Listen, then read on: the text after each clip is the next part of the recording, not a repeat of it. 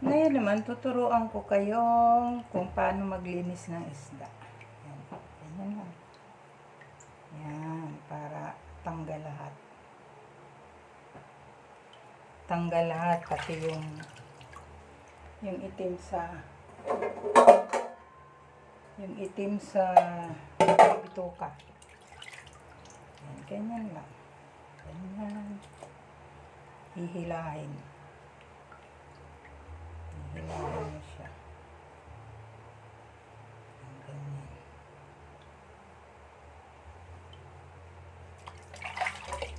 Kasi may mga itim pa siya natitira. Para open siya. Ganyan.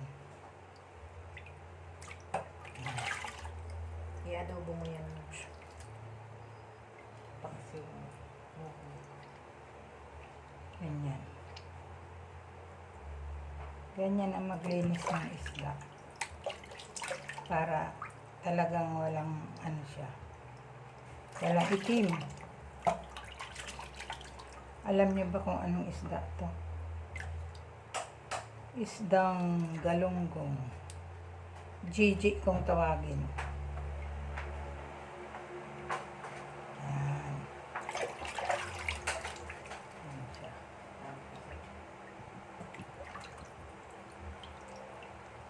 Yan, ganun lang. Tuloy-tuloy lang.